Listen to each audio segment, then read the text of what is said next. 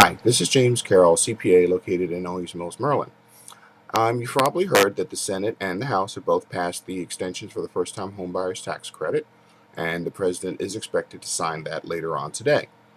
So, what does this do for you? Well, number one, if you are a first-time home buyer, this gives you an extension of time to purchase your home. The contract you must have entered into a signed and binding contract by April 30th of 2010, and the home must be purchased by June 30th of 2010.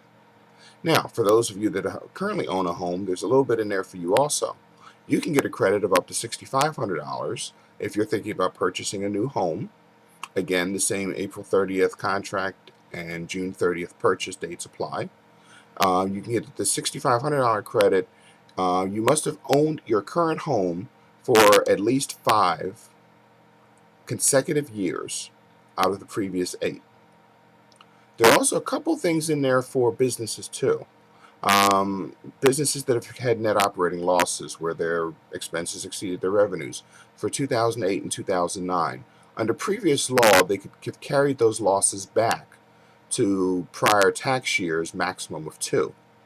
Now, this will extend that net operating loss carryback to a period of 5 years.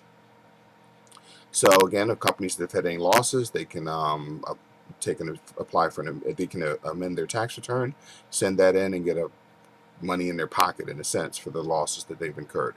One thing, if you happen to receive a bailout from the government, your company probably is not going to be eligible for that 5-year carryback. However, the 2-year carryback would still apply. A couple other things also. There was a surcharge on the federal unemployment tax. Federal unemployment tax originally was 6%.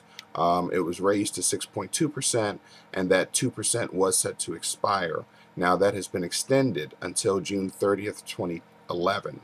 So until June 30th, 2011, your federal unemployment tax is going to be 6.2%, and then after June 30, 2011, as of now, it'll revert back to the 6.0% rate.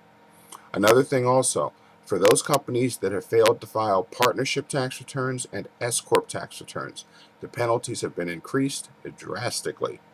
Previously, it was $89 per shareholder or per partner per month that you failed to file the tax return. That is now, with this bill, increased to $195 per month per taxpayer, per shareholder, or per partner. They're expected to raise a lot of money from this bill. So, have any questions, contact me. You can reach me, send me an email through Skype or through TalkBox. So again, James Carroll, hope you have a wonderful weekend, and God bless.